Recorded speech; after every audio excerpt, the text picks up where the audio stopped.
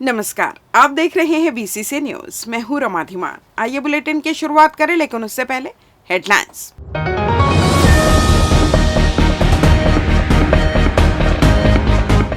नसबंदी कांड में डॉक्टर को हुई सजा, 11 साल 4 महीनों बाद आया फैसला। दोस्त ने भाई के साथ मिलकर की थी हत्या, शराब पीने के दौरान हुआ था विवाद। तेज रफ्तार बस ने छात्र को मारी ठोकर, घायल मासूम ने तोड़ा दम। और चैत्र नवरात्रि की तैयारियां पूरी, शक्ति स्थलों में होगी विशेष आराधना। हेडलाइंस के बाद खबरें विस्तार से। साल 2014 के बहुचर्चित नसबंदी कांड में आखिरकार 11 साल 4 महीने बाद जिला अदालत ने अपना फैसला सुना दिया। प्रथम अपर जिला एवं सत्र न्यायाधीश एडीजे शैलेश कुमार ने मामले में आरोपी सर्जन डॉक्टर आरके गुप्ता को दोषी ठहराते हुए 2 साल की सजा और 25,000 रुपए के जुर्माने से दंडित किया। अदालत ने माना कि सर्जन ने बेहद कम समय में बड़ी संख्या में ऑपरेशन किए। जानकारी के मुताबिक उन्होंने करीब 3 घंटे में 83 नसबंदी ऑपरेशन किए थे, जो गंभीर लापरवाही मानी गई। यह मामला नवंबर 2014 का है, जब बिलासपुर जिले के पिंडारी और पिंडरा में सरकारी नसबंदी शिविर लगाए गए थे। ऑपरेशन के बाद अचानक महिलाओं की तबीयत बिगड़ने लगी, जिससे हड़कंप मच गया। 100 से अधिक महिलाओं को सिम्स जिला अस्पताल और अपोलो अस्पताल में भर्ती किया गया था, जिनमें से 15 महिलाओं की मौत हो गई थी। घटना के बाद अलग अलग कारण सामने आए थे। कहीं ऑपरेशन में लापरवाही से संक्रमण की बात कही गई, तो कहीं ऑपरेशन के बाद दी गई दवा सिप्रोसिन में चूहा मार जहर मिलाए जाने का आरोप लगा। मामले की गंभीरता को देखते हुए पुलिस ने जांच कर सर्जन डॉक्टर आरके गुप्ता के साथ ही दवा सप्लाई से जुड़े महावर फार्मा और कविता फार्मास्यूटिकल्स के संचालकों के खिलाफ केस दर्ज कर अदालत में चालान पेश किया था। सुनवाई के बाद अदालत ने डॉक्टर गुप्ता को भारतीय दंड संहिता की धारा 304A के तहत गैर इरादतन हत्या के लिए 2 साल की सजा और जुर्माना सुनाया। इसके अलावा धारा 337 के तहत 6 माह की सजा और 500 रुपए का जुर्माना तथा एक अन्य धारा में 1 माह की सजा भी दी गई है। वहीं दवा में जहर मिलाने के आरोपों में पर्याप्त साक्ष्य नहीं मिलने के कारण महावर फार्मा और कविता फार्मास्यूटिकल से जुड़े 5 आरोपियों को अदालत ने दोष मुक्त कर दिया। इस फैसले के साथ ही लंबे समय से चले आ रहे इस चर्चित मामले का पटाक्षेप हो गया है। हालांकि पीड़ित परिवारों के लिए यह घटना आज भी एक गहरी पीड़ा के रूप में याद की जाती है। जिले में खनिजों के अवैध उत्खनन और परिवहन पर प्रशासन ने सख्त रुख अपनाते हुए बड़ी कार्रवाई की। कलेक्टर संजय अग्रवाल के निर्देश एवं उप संचालक खनिज विभाग के मार्गदर्शन में खनिज अमले द्वारा विभिन्न क्षेत्रों में सघन जांच अभियान चलाया गया। कार्रवाई के दौरान कोटा, बेलगेना, कोंचरा, बिरकोना, सरकंडा, सिरगिट्टी, सिलपहरी, चकरभाटा, मुढ़ीपार और रहंगी क्षेत्रों में जांच की गई। इस दौरान कोंचरा क्षेत्र में अवैध रूप से रेत परिवहन करते हुए 2 ट्रैक्टर ट्रॉली जब्त किए गए। वहीं सिलपहरी क्षेत्र में साधारण पत्थर का अवैध उत्खनन करते 1 जेसीबी और 1 हाईवा वाहन पकड़ा गया। इसके अलावा चकरभाटा क्षेत्र में मुरुम का अवैध परिवहन करते 3 हाईवा वाहनों को भी जब्त किया गया। इस प्रकार कुल 7 वाहनों को कार्रवाई के तहत जब्त कर पुलिस थाना सिरगिट्टी और चकरभाटा में अभिरक्षा में रखा गया है। खनिज विभाग ने स्पष्ट किया है कि अवैध खनन, परिवहन और भंडारण के खिलाफ आगे भी इसी तरह सख्त कार्रवाई जारी रहेगी। प्रदेश के शासकीय कर्मचारियों की लंबित मांगों को लेकर बुधवार को बिलासपुर में भी कर्मचारी संगठनों ने भोजन अवकाश के दौरान जोरदार प्रदर्शन किया। छत्तीसगढ़ कर्मचारी अधिकारी फेडरेशन के बैनर तले जुटे कर्मचारियों ने जिला प्रशासन के माध्यम से मुख्यमंत्री और मुख्य सचिव के नाम ज्ञापन सौंपते हुए मांगों के शीघ्र निराकरण की मांग की।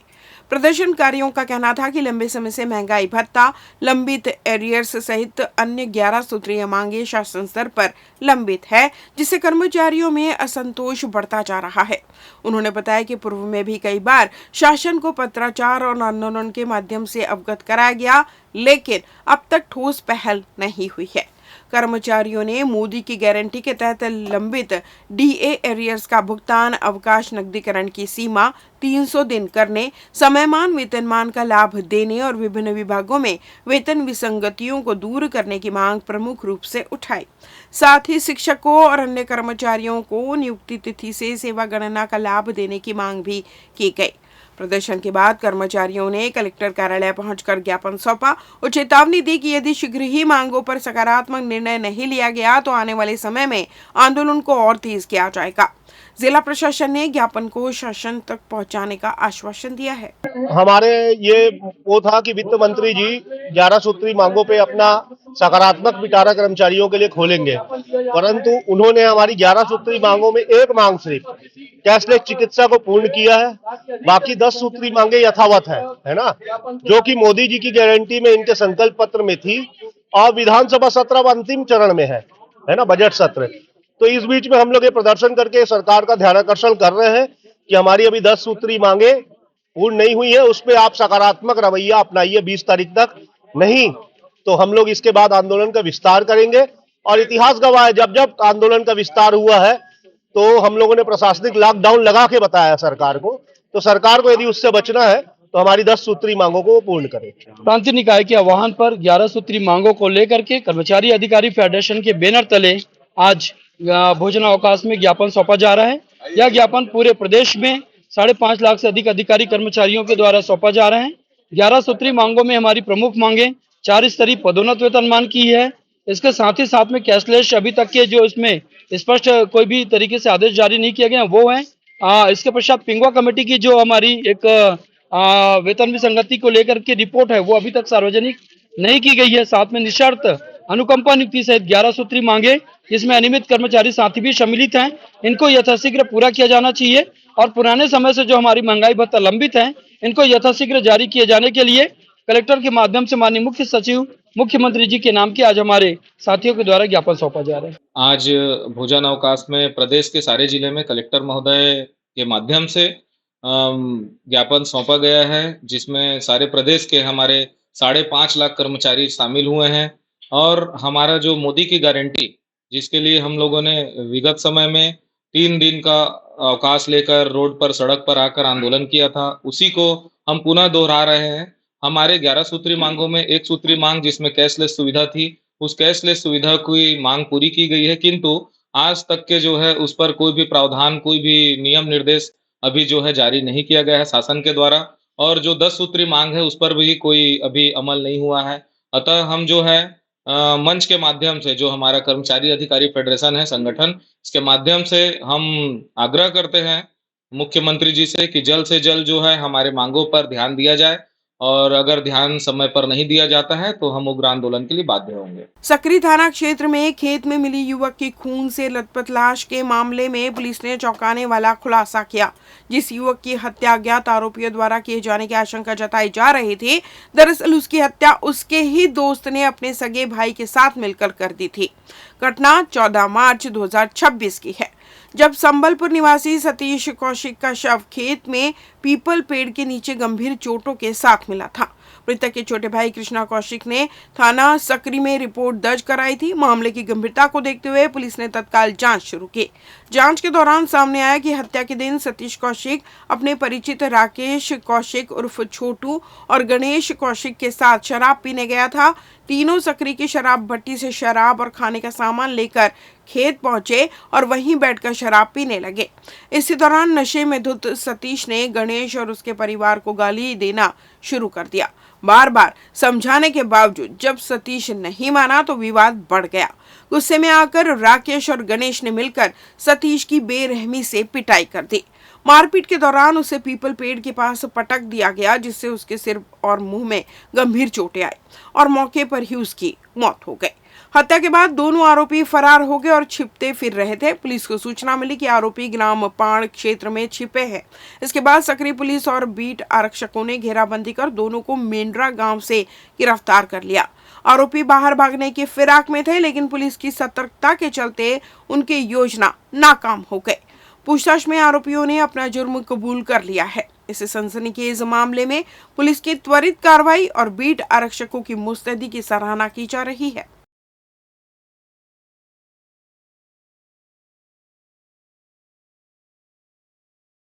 लेते हैं छोटा सा ब्रेक। पिछले 17 वर्षों से रियल एस्टेट के क्षेत्र में दे रहे हैं अपनी सेवाएं और लगातार शहर की जनता को एक नई लिविंग लाइफस्टाइल। अपने कार्यों एवं सेवाओं के माध्यम से लाखों लोगों की उम्मीदों को दिया है आकार। इसलिए जिले में ही नहीं पूरे प्रदेश में इनकी पहचान है बरकरार। आपके सपनों के घर को हकीकत में बदल कर है दिखाना, इसलिए आपके लिए लेकर आए हैं भाटी आशिया।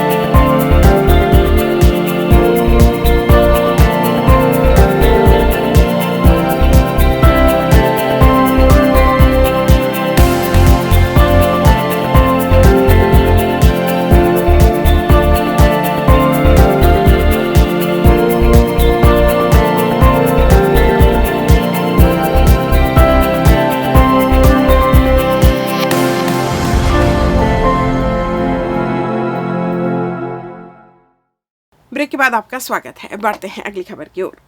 बिलासपुर जिले के रतनपुर थाना क्षेत्र में बुधवार सुबह एक दर्दनाक सड़क हादसे में 12 वर्षीय स्कूली छात्रा की मौत हो गई।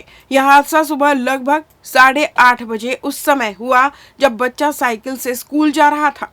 मिली जानकारी के अनुसार वार्ड क्रमांक 7 साधी पारा निवासी 12 वर्षीय जयवंत पटेल रतनपुर स्थित भेड़ी मुड़ा क्रमांक 2 स्कूल में कक्षा 7वीं का छात्र था। रोज की तरह वह सुबह अपने घर से साइकिल पर सवार होकर स्कूल के लिए निकला था। जैसे ही वह साधीपारा पेट्रोल पंप के पास मुख्य मार्ग को पार कर रहा था, तभी रतनपुर से पाली की ओर जा रही विर्क सुपर बस के चालक ने लापरवाही पूर्वक वाहन चलाते हुए उसे जोरदार टक्कर मार दी। टक्कर इतनी जबरदस्त थी कि बस अनियंत्रित होकर सड़क किनारे खेत में जा घुसी। वहीं साइकिल सवार मासूम गंभीर रूप से घायल हो गया। घटना के तुरंत बाद स्थानीय लोगों की मदद से बच्चे को रतनपुर सामुदायिक स्वास्थ्य केंद्र पहुंचाया गया, जहां उसकी गंभीर स्थिति को देखते हुए उसे बिलासपुर स्थित सिम्स अस्पताल रिफर किया गया, लेकिन अस्पताल पहुंचने से पहले ही रास्ते में उसकी मौत हो गई। घटना की सूचना मिलते ही रतनपुर पुलिस मौके पर पहुंची और मामले की जांच शुरू कर दी। पुलिस द्वारा बस चालक के खिलाफ कार्रवाई की प्रक्रिया जारी है। इस हृदय विदारक घटना से क्षेत्र में शोक का माहौल है। एक मासूम की असमय मौत ने परिवार को गहरे सदमे में डाल दिया है। बिलासपुर जिले के पचपेड़ी थाना क्षेत्र अंतर्गत ग्राम जोंधरा में मंगलवार शाम एक ग्रामीण की संदिग्ध परिस्थितियों में खून से सनी लाश मिलने से पूरे इलाके में सनसनी फैल गई। मृतक की पहचान चंदन नट 45 वर्ष के रूप में हुई है, जो भिक्षा मांगकर अपना जीवन यापन करता था। उसके गले में धारदार हथियार से वार के गहरे निशान मिले हैं, जिससे मामला संदिग्ध बन गया है। मिली जानकारी के अनुसार चंदन नट मंगलवार शाम रोज की तरह भिक्षा मांगकर घर लौट रहा था। घर पहुंचने के बाद उसने अपने बड़े भाई समारू नट के साथ बैठकर बीड़ी पी और कुछ देर बातचीत की। इसके बाद वह अपने कमरे में चला गया। शाम करीब 7 बजे उसकी बहू किसी काम से पूजा कमरे की ओर गई, जहां उसने चंदन को खून से लथपथ हालत में जमीन पर पड़ा देखा। मौके पर ही उसकी मौत हो चुकी थी। यह दृश्य देखकर महिला घबरा गई और शोर मचाकर परिवार के अन्य सदस्यों को बुलाया। मृतक के बेटे सुल्तान नट सहित परिवार के लोगों ने तत्काल डायल 112 पर सूचना दी। सूचना मिलते ही पचपेड़ी पुलिस मौके पर पहुंचकर घटनास्थल का जायजा लिया। प्राथमिक जांच में मृतक के गले पर धारदार हथियार से कटने जैसे गंभीर निशान पाए गए हैं। हालांकि यह स्पष्ट नहीं हो पाया है कि यह मामला आत्महत्या का है या फिर किसी ने हत्या कर इस वारदात को अंजाम दिया है। रात अधिक होने के कारण पुलिस ने शव को घटनास्थल पर ही सुरक्षित रखवाया है। बुधवार सुबह फॉरेंसिक टीम की मौजूदगी में बारीकी से जांच की गई, जिसके बाद शव को पोस्टमार्टम के लिए भेजा गया। पुलिस ने परिजनों से पूछताछ शुरू कर दी है और आसपास के लोगों से भी जानकारी जुटाई जा रही है। फिलहाल यह मामला रहस्य बना हुआ है। पुलिस का कहना है कि पोस्टमार्टम रिपोर्ट और फॉरेंसिक जांच के बाद ही मौत के असली कारणों का खुलासा हो सकेगा। पचबड़ी थाना अंतर्गत ग्राम जोंधरा का एक रहने वाला निवासी चंदन नट के सुसाइड करने की सूचना थाने में मिली थी, जिसकी सूचना पर यहाँ पर मौके पर अभी एफएसएल की टीम, डॉग स्क्वाड और फिंगरप्रिंट की टीम और पुलिस यहाँ पर पहुँची है। घटना की जाँच सभी बिंदुओं पर कर रही है। आगे जैसे भी जो तथ्य सामने आएंगे उनके आधार पर कार्रवाई की जाएगी। छत्तीसगढ़ हाईकोर्ट ने एसईसीएल के एक टेंडर को चुनौती देने वाली याचिका को खारिज कर दिया। मुख्य न्यायाधीश रमेश सिन्हा और न्यायमूर्ति रविंद्र कुमार अग्रवाल की खंडपीठ ने स्पष्ट किया कि टेंडर की शर्तों की व्याख्या करने का अंतिम अधिकार उसी विभाग या कंपनी के पास होता है जिसने टेंडर जारी किया है।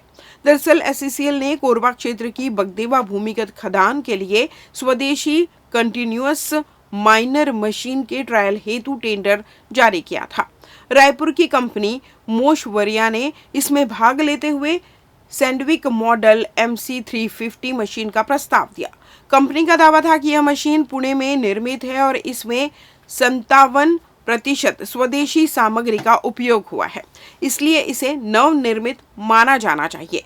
हालांकि एसईसीएल की तकनीकी समिति ने यह कहते हुए बोली खारिज कर दी कि सैंडविक का यही मॉडल पहले से हल्दीपला खदान में उपयोग में है, जबकि टेंडर की शर्तों में स्पष्ट रूप से कहा गया था कि मशीन पूरी तरह नई हो और देश की किसी भी खदान में पहले इस्तेमाल ना हुई हो। सुनवाई के दौरान हाईकोर्ट ने माना कि टेंडर जारी करने वाली एजेंसी परियोजना की आवश्यकताओं को बेहतर तरीके से समझती है। अदालत ने कहा कि जब तक निर्णय पूरी तरह मनमाना या दुर्भावनापूर्ण न हो तब तक न्यायालय ऐसे मामलों में हस्तक्षेप नहीं करेगा। सुनवाई के दौरान याचिकाकर्ता ने यह भी आरोप लगाया कि एसईसीएल ने नवनिर्मित शब्द की व्याख्या के लिए सहारा लिया जो नियमों के विरुद्ध है। हालांकि अदालत और स्वतंत्र बाह्य मॉनिटर्स ने पाया कि विभाग ने अपना निर्णय प्री बिड स्पष्टीकरण और तकनीकी आधार पर ही लिया था। एआई का उपयोग केवल सामान्य समझ के लिए किया गया, जिससे निर्णय की वैधता प्रभावित नहीं होती। वासंतिक नवरात्र को लेकर न्यायधानी से महज 30 किलोमीटर दूर स्थित ग्राम सोठी में विराजित पर्वतवासनीय बगलामुखी मां मन्नादाई मंदिर में तैयारियां पूरी कर ली गई है, जहां इस वर्ष देवी भागवत महापुराण का आयोजन मंदिर परिसर में किया जा रहा है। आपको बता दें कि बगलामुखी मां मन्नादाई स्वयं प्रकाट्य देवी है, जो आज से लगभग 400 साल पूर्व गाँव के घाम धुरवा बैगा नामक गोड़ आदिवासी को मां मन्नादाई ने स्वयं स्वप्न में आकर कहा था कि मैं सूठी के ठडड़ा पहाड़ की गुफा में विराजमान हूँ। बैगा ने दूसरे दिन सुबह गांव के जमींदार को रात के सपने वाली बात बताई। मां मन्नादाई को आदर पूर्व गांव में लाने जमींदार ने स्वयं बैलगाड़ी लेकर गए। पहाड़ स्थित गुफा पहुंचे और माता की मूर्ति को बैलगाड़ी में रखना चाहा, तब गाड़ी टूट गई। फिर दूसरी गाड़ी मंगवाई गई, वह भी टूट गई। एक एक करके 12 बैलगाड़ियां टूट गई। रात होने पर धामाधुरा बैगा के स्वप्न में मन्नादाई फिर आई और कहा कि मैं ऐसे नहीं आऊंगी, तुम्हें अपने कंधे पर उठाकर मुझे ले जाना होगा। बैगा से ऐसा ही किया और पहाड़ की गुफा से कंधों में उठाकर बस्ती के करीब लाया। आज तक उनकी मूर्ति विराजमान है। उक्त मंदिर को भव्य स्वरूप देने में मन्नादाई सेवा समिति और ग्राम सोठी के रहवासियों की अहम भूमिका रही है, जिनके सानिध्य में इस चैत्र नवरात्र में 19 मार्च से भागवत महापुराण कथा का आयोजन योजना 3 से 7 बजे तक किया जाएगा, जहां राष्ट्रीय कथावाचक हेमलता शर्मा द्वारा संगीतमय कथा की दिव्य अनुभूति सभी भक्तगण को होगी। इधर आयोजन के बारे में समिति के संस्थापक रामेश्वर जायसवाल ने बताया कि गुरुवार को ग्राम सोठी में भव्य कलश यात्रा निकाली जाएगी। वहीं मंदिर परिसर में इस नवरात्रि करीब 501 तेल कलश प्रज्वलित किए जाएंगे, जिसके दर्शन के लिए सभी सादर आमंत्रित हैं। यहाँ पर बगलामुखी मां मन्नादाई का लगभग 400 वर्ष पुराना स्वप्रकाट्य मूर्ति है, जिसे बैगा धामा धुरवा के द्वारा अपने कंधे पर सोठी के उच्चतम पहाड़ शिखर ठड़गा पहाड़ से यहाँ पर लाया गया है। यह मूर्ति स्वयं प्रकाट्य है, आदिकालीन है और पर्वतवासिनी है। प्रारंभ में यहाँ पर एक छोटी सी गुमटी थी, जिसे 2022-23 में ग्रामवासियों ने मां मन्नादाई सेवा समिति का गठन करके भव्य मंदिर बनाया। इस वर्ष चैत्र नवरात्रि में 19 से 27 मार्च तक यहाँ पर सार्वजनिक संगीतमय श्रीमद् देवी भागवत महापुराण का आयोजन किया गया है। इसके अंतर्गत दिनांक 19 मार्च गुरुवार को प्रातः 8:30 बजे ग्राम में माता का नगर भ्रमण होगा, जिसमें लगभग 701 भव्य कलश यात्रा होगी। 27 मार्च को पूर्ण होती है, उस दिन आम भंडारा होगा। इसके साथ साथ चैत्र नवरात्रि में यहाँ पर लगभग 501 घृत एवं तेल ज्योति कलश जलाए जाएंगे। इस कार्य में समस्त ग्रामवासी उत्साह से बढ़ चढ़ करके भाग ले रहे हैं और ग्राम के प्रत्येक नागरिक ने इसमें अपना चंदा और श्रमदान दिया है। आप सभी इस चैत्र नवरात्रि में आयोजित विशाल संगीतमय देवी भागवत, जिसे राष्ट्रीय कथावाचिका पूज्या दीदी हेमलता शर्मा के द्वारा आयोजित किया गया है, सादर आमंत्रित है। इस बुलेटिन में बस इतना ही। अगले बुलेटिन में आपसे फिर मुलाकात, तब तक मुझे दीजिए विदा। नमस्कार।